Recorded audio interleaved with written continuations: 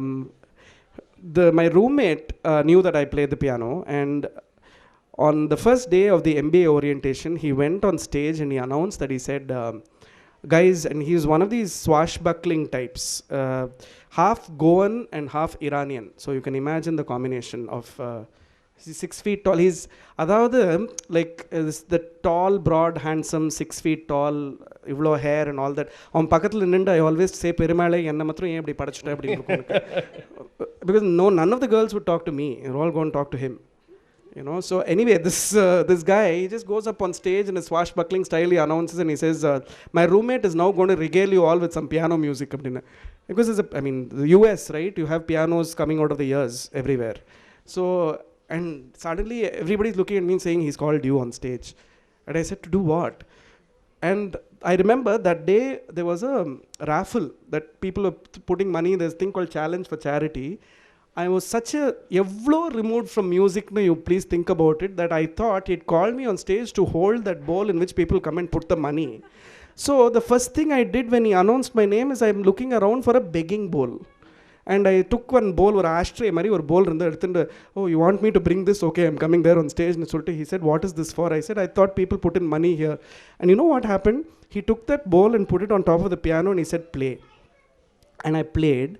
And people came and put money into that thing. That's a normal practice, right? When you do busking on the streets, people come and put money. I collected $200 that night. Wow. And people were giving me like request upon request saying, do this, do that, do that. And AVIS, I think that was the day I found my bliss, honestly. Okay. I'm glad. Okay. Because I said, okay, something is happening, right? Because I seem to have the ability to affect people in a slightly more meaningful way than doing data checking or taking tea for them. So, I start doing this, and because again, I love writing exams. I did reasonably well in the MBA. Okay. In fact, I did very well. But at that time is when September 11 happened. Okay. And they changed the visa regulations in the US for international students working. So from 195,000, it became 35,000 that year, which meant that all the campus placements people decided not to hire anybody who was not a US citizen. So what do? I've already taken loans for 20 lakhs. I'm remembering, or 30 lakhs, or whatever it is. I'm still remembering the faces of everybody in the airport who would come to say bye to me. And how am I going to go back to them and say, எனக்கு வேலை கிடைக்குமான்னு ரொம்ப டவுட்டாக இருக்குது, 30 லட்சம் வேணால் வீடை விற்று கொடுத்துடலாம் அப்படின்னு. What am I going to do? Because, and there was, even then, in 2001, India hadn't opened up to the extent that it has now, that you can come back and pay your loans. That was the first questions. And,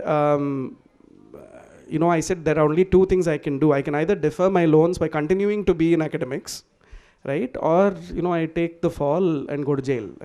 What else are you going to do, right? So I decided I'll go ahead and apply for a PhD, because that allows you to defer your loans. So the PhD was a terrible decision because it was not made on the reason of wanting to do a PhD, but on the reason that I could defer a loan. Okay. எனக்கு என்னன்னா effort எடுக்காமே I could do very well academically. So I knew I would get past that, so I did very well. My GPA was close to 4.0. It was 3.9 or something like that. Ridiculous thing like that, because maths romba pidikum.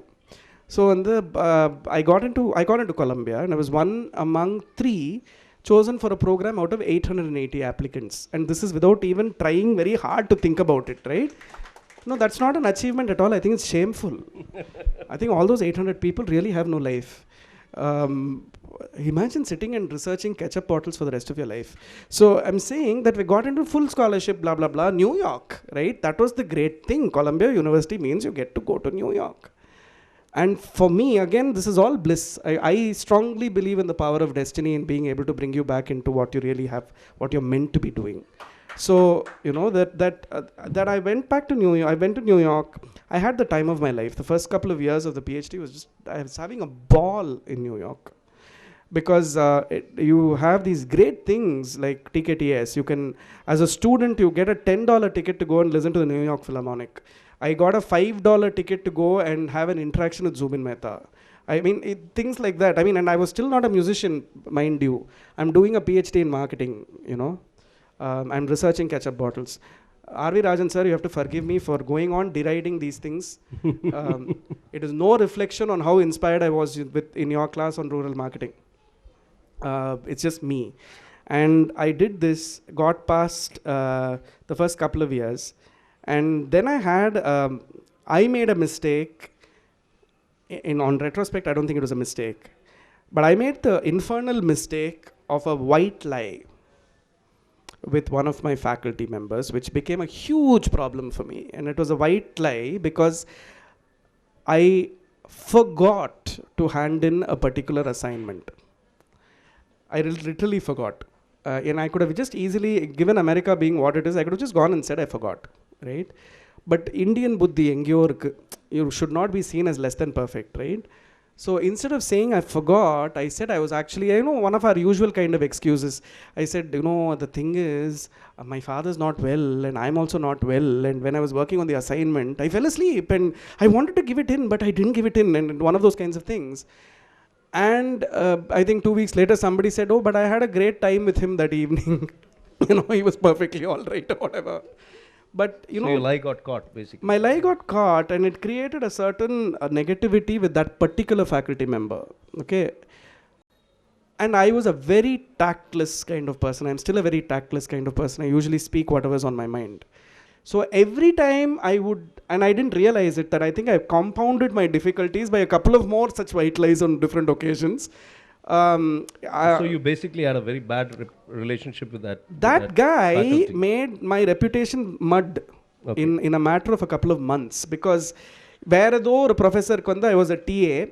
There were 38 exam papers or something I was supposed to grade, and I had graded only 30, and one person had not taken the exam. So there were only 37 exam papers. And I kept thinking, maybe I've missed one. So I went and gave it. And at the time I gave it, that other professor asked me, there are only 37 grades entered here. And I said, I think I've graded all 38.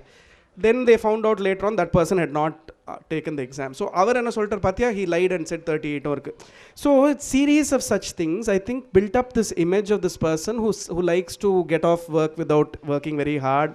It's unfair, but sometimes life works in ways that you don't know how it works. So were you beginning to feel miserable with all this? I was more than miserable.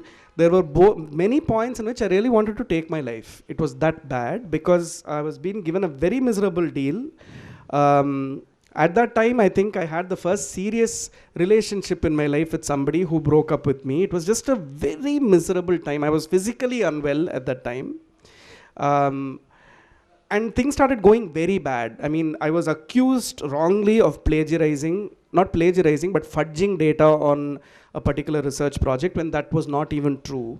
But again, by the same professor who had done this, because adla edho or result na ezhuthi kodutha paper la the mean is 3.8 with the standard deviation of so he entered the data and found that the mean was 2.8 with the standard deviation of something else. So he said, he's cooked up the results and sent it up for publication. So at what point did you decide to chuck it and come back? I'll tell you when, because and I'd passed my qualifiers. I'd done very well in my qualifiers. And I was sitting one fine day in my desk, and I suddenly get a summons from the head of the department, and I go into the room, and all this faculty are sitting there.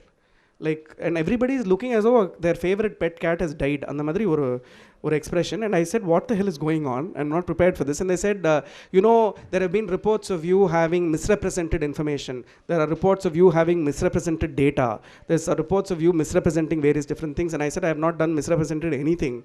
And until this particular professor spoke up and he said, no, remember you did this. And then somebody else is saying, that day you did this. Somebody is saying, Annikku nee vandu varayen solittu varave illa. So it became so much of circumstantial stuff. And I said, what is this? I mean, you're not even giving me a chance to explain anything. You're just levering accusations. What do you want me to do? So you have a choice.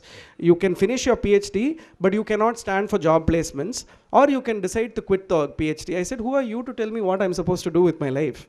Let me take those decisions. And I took a couple of days. I thought about it, and I went back to them and I said, I'm quitting.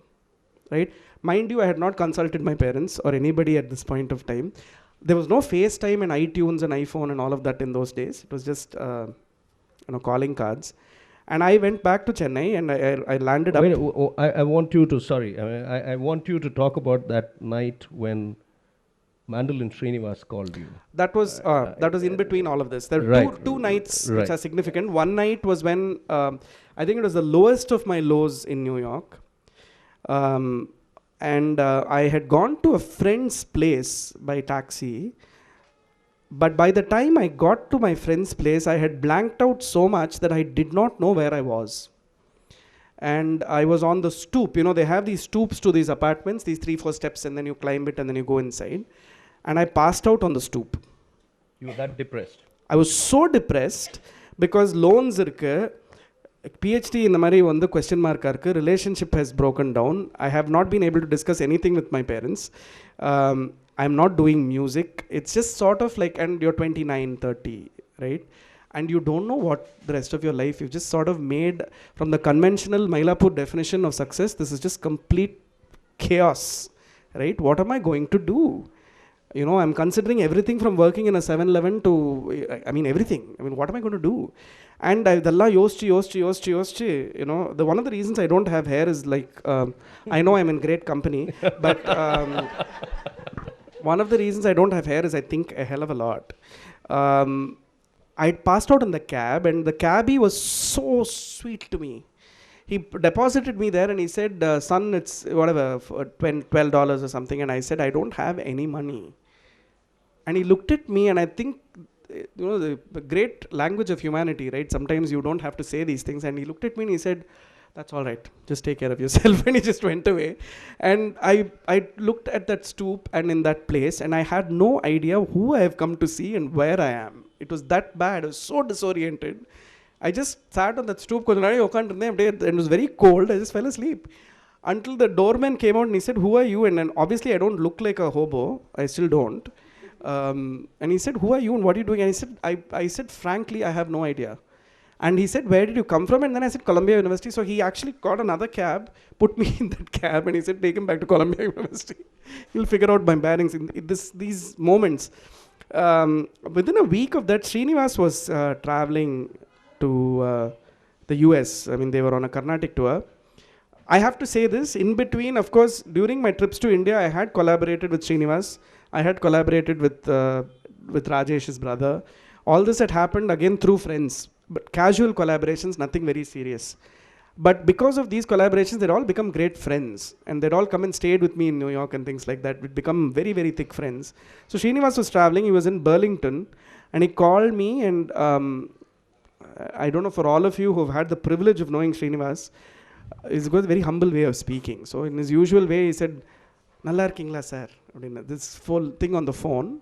It's a very dark moment in New York, and I remember telling him something. It was unintelligible what I said, but something in my tone, right? And what I said, he was at my doorstep the next morning from Burlington, and he said, I just want to stay with you for a day. Do you mind?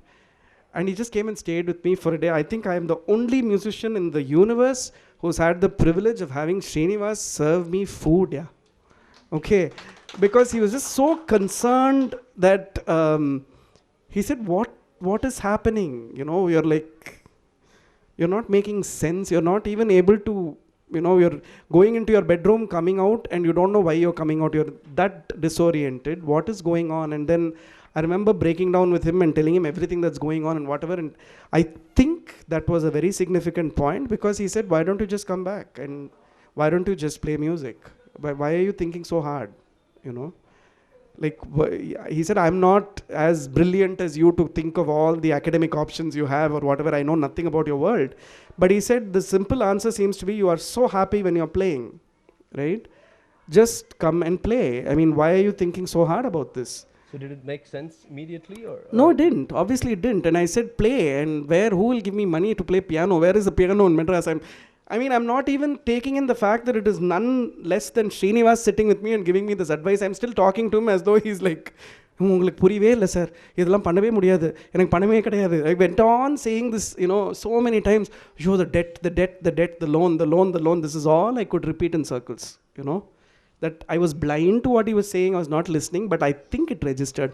There's a very unforgettable walk that he and I had along the Hudson. This is all like a movie, I know. Along the Hudson River, because he took me out for a walk in the evening, and in the middle of that walk, he said, what do you see? And I remember saying, I see a lot of people going to work and making money. That's all I could see. I could not see the river and poetry, beauty, no, nothing registered. I said, everybody seems to be having purpose in life except me. That's all I could think, right? And I said, I don't know, sir. I don't know what I've become. I said, I'm this very brilliant student, and I've got talent, I've got potential. I don't know what I'm doing. I've led myself into this situation where these people think I'm lying and somebody else is broken up with me and da-da-da. And I've suddenly become this very hateable person, and I'm not. I'm not this at all. And he looked at me and he said, how long has it been since you played? And, one of my professors had gifted me a piano. And that was sitting in my apartment and I hadn't even touched it. In New York? In New York. One of the nicer professors had given me his piano.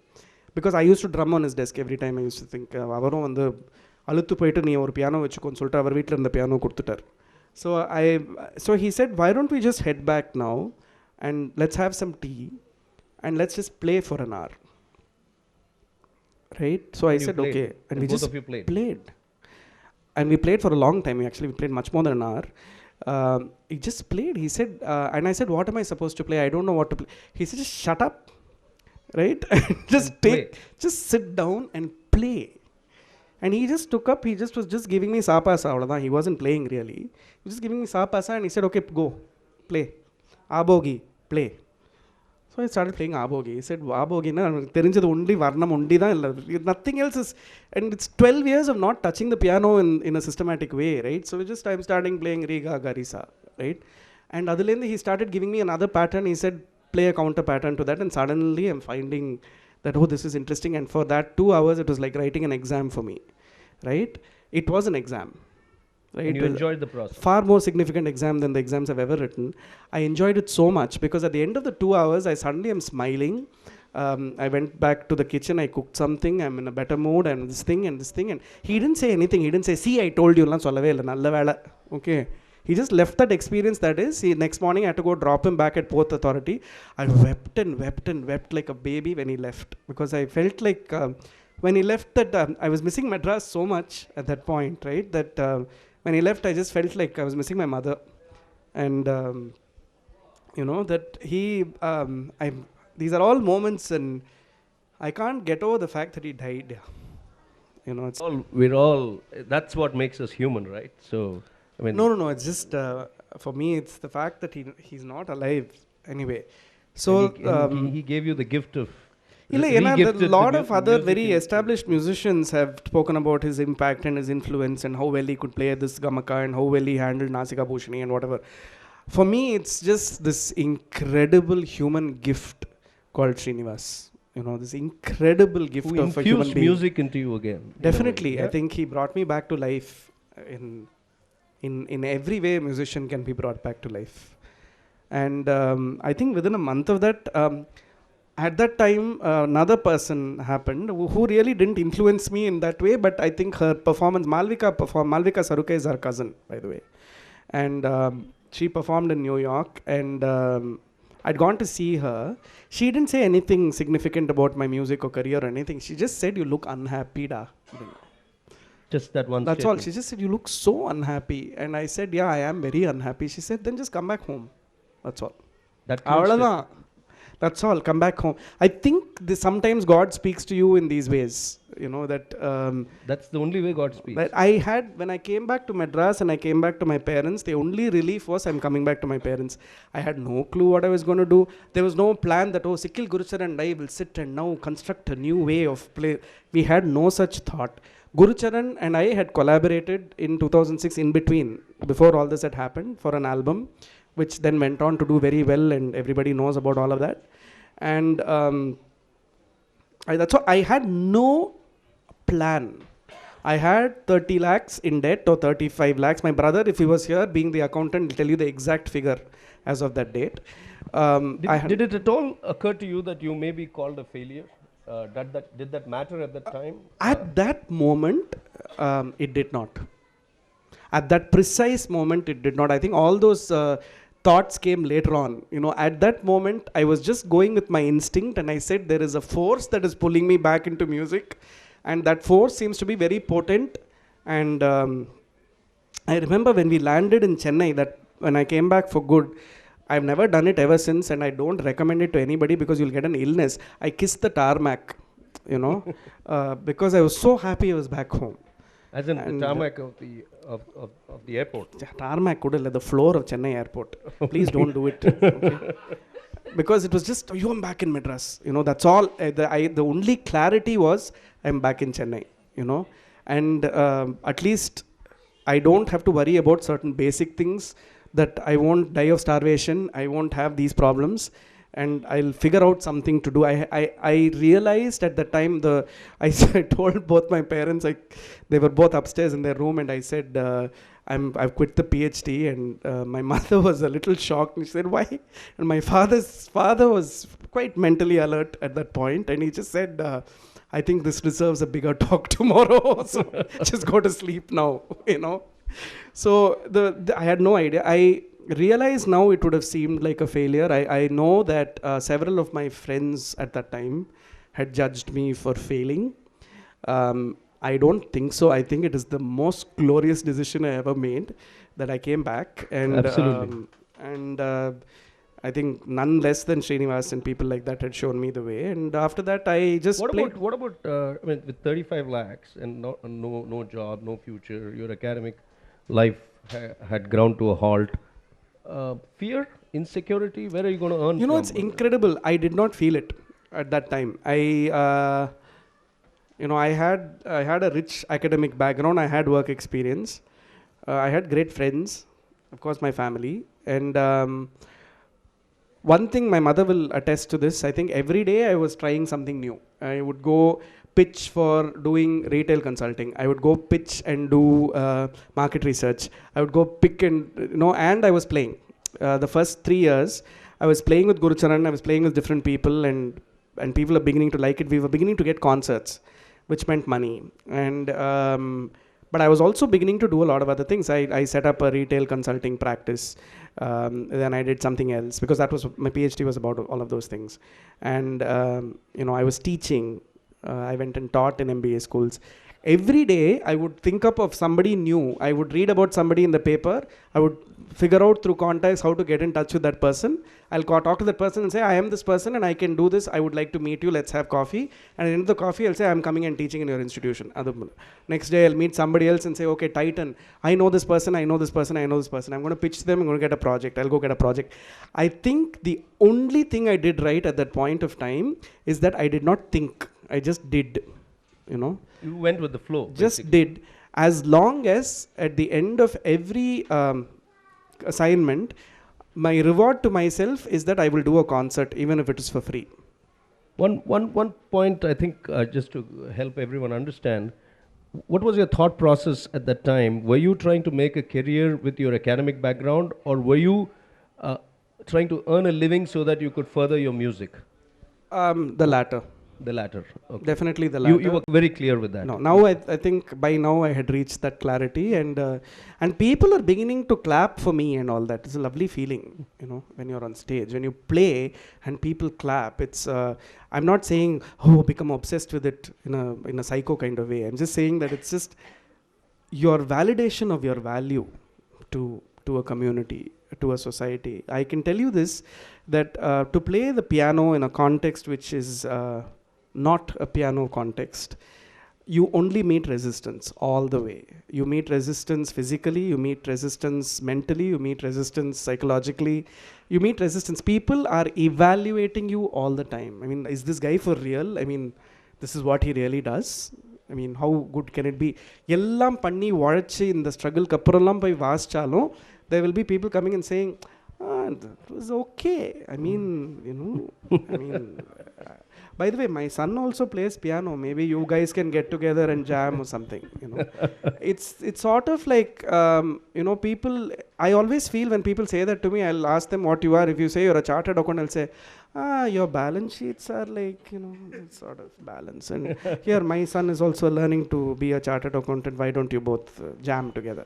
It's always like that, right? And you meet resistance at every level, and I meet that even today. I mean, it's not like I've achieved everything. It's just there's so much to do. But your love for music made you break that resistance, right? Completely. Right? Completely. And I think as you saw yourself being enjoying the process of music more? Was that more overpowering, or was the acceptance by the audiences more overpowering? Both. I mean, both. So the thing is that, see, I know you and I have had these discussions on success and failure, but I'm going to say that I was very clear that I think, when did I come back? I was exactly 30 years old, 30, right? It's very late start for a music career nowadays. But at 30, you've got to kind of know that your life is heading in either this direction or that. It's not to say that it's wrong if you don't know it. But you start having a sense for certain things. You know what you don't like, you know what you like, you know. That clarity is there. Yeah, and I think I'd been knocked enough from the Bombay subway local to the New York subway local to kissing the Madras airport floor. I think I've been through enough, and I've, you know, I knew that this is what I wanted to do. And you know, if that is bliss, then that is bliss. I mean, it's not bliss in the sense that you feel glorious and laughing all the time. You never laugh all the time. Most of the time, you're very, very serious. But it's a lot of Divya, I hope I haven't said anything to offend you, and that's why you're going away. Okay, so it's a lot of clarity on the fact that this is where your heart is. This is who you are, and this is your identity, and this is what you do, and that's it.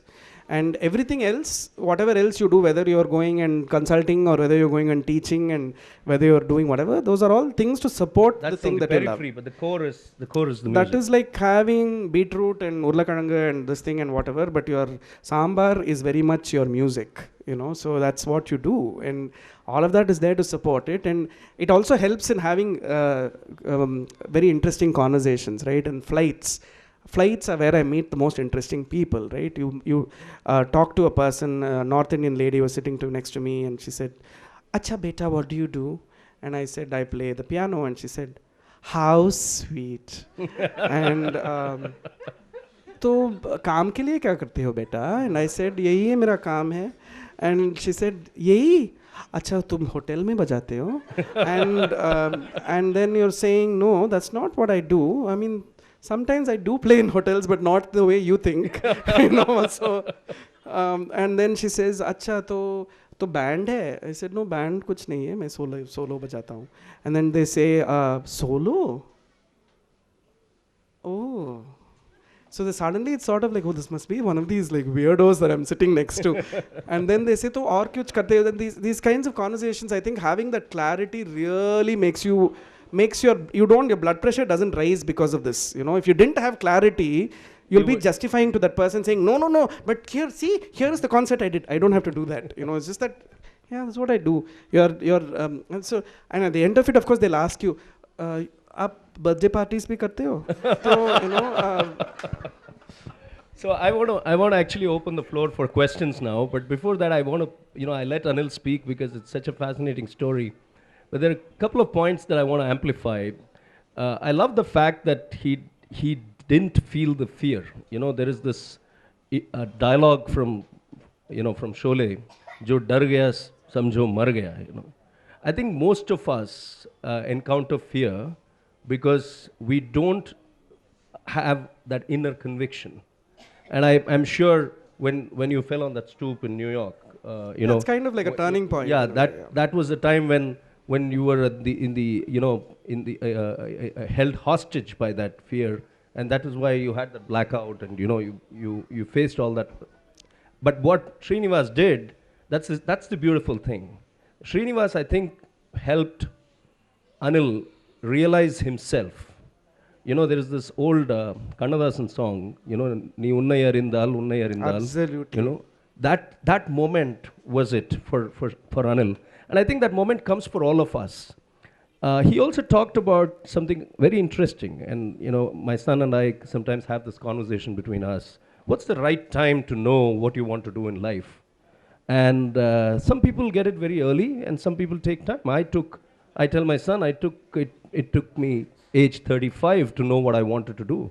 And once you know that, once that clarity is there, then the Benji on the plane or in my case, Doesn't alter your life very much. in my case, it's my own mother. My mother would say, என்னடா இவ்வளோ கடன் வச்சுருக்க, இப்படி அழிஞ்சு போறிய நீ, ஏதாவது சம்பாதியேண்டா, Amway பண்ணுடா, ரியல் எஸ்டேட் பண்ணுடா, ஏதாவது பண்ணுடா. I've also had Amway at some point. How many of us have had Amway? This is so amazing. So I have to tell you this because there was once, nearly did it too, because New York only, some guy caught me at a supermarket. Unfortunately, the Indian supermarkets, people they prey on students like this, right? And he came and gave me one huge, he said, I'm going to take you out for dinner. So first, if a guy comes and asks you, I'm going to take you out for dinner, in New York, you've got to be a little careful. So I remember telling him, I said, I'm not interested in that. And he said, I haven't spoken to you about anything. And he gave me a card and he said, Amway. And I said, oh, you mean telemarketing and all that? And he said, dude, it's not telemarketing. I've got to tell you so much about what Amway can do to change your life. And it was the only reason I had a conversation with him is because I got free dinner. And he spoke to me so convincingly and he said, you've got contacts and we can build a database for you and it's like $800 a day flat. I've heard that spiel in Palagat and Tamil. So you're giving it to me in the American accent. So I think that clarity is extremely important. And how do you find your bliss? So I always tell people, you do things and you do things and you do things. When you do some things, you feel happier more than you do other things. And you keep doing the things that make you happy again and again and again and again. And if you feel it from within, then you are in the direction of your bliss. I think for Anil, it started very early, but it took 30 years to find that clarity. So if you have not found that clarity, it doesn't mean that you are a failure. It's not that I think we are all. I think there was this dialogue by Mel Gibson in the movie Braveheart, where he says every man dies. It's only few who live. And I think if you have that, being alive, breathing, and keeping a job that doesn't keep you happy, that's not living. That's earning a living. Whereas living is all about living a full life, full of joy and fulfillment. So I'm going to open the floor now for questions, and please feel free to ask questions. Keep the focus on bliss. I don't know much about Carnatic music or classical music in terms of ragam and all that, so please don't get into that discussion with Anil. You can always have that. You can, but not here. But not here. But offline you can have that, but keep your questions to bliss. Fantastic session, Anil. Thank you so much. Thank you. One of the best tributes that I've read over the past 2-3 days for MSV is the one that you wrote. Thank you very much. Superb one. So maybe you felt like saying, by the way, I don't know whether this song was by MSV when you quit your PhD at Columbia. Ponal Pogatum Poda PhD. Actually, it's not that song. I'll tell you the one that would be the one that I like very much is Vaada Ninaithal Vaadalam Valiya Illai Vaalkaiyil. I was just about to ask you, is there any one particular song by MSV that's truly inspired? You've already given me the answer. Unnai ondru ketten. That one. Okay. Thank you so much. The early morning concert with sitar in the Besant Nagar. What makes you to look at not has opened up my mind and heart to the myriad possibilities that exist with music. Like I said right at the beginning, when I look at a piano, I feel that it is the most truthful communication from the depths of my soul for me. That I feel no constraints, and I also feel that luckily I didn't go through a gharana. Luckily I didn't go through a set of gurus in a particular very scary sequence who told me idudhaan correct adudhaan thappu. I'm so glad I didn't go through that. I think my life has been shaped exactly the way it ought to have been shaped. That having gone through so many defeats and pretty early on, I am so determined that I will keep pushing myself and I'll keep pushing the envelope of what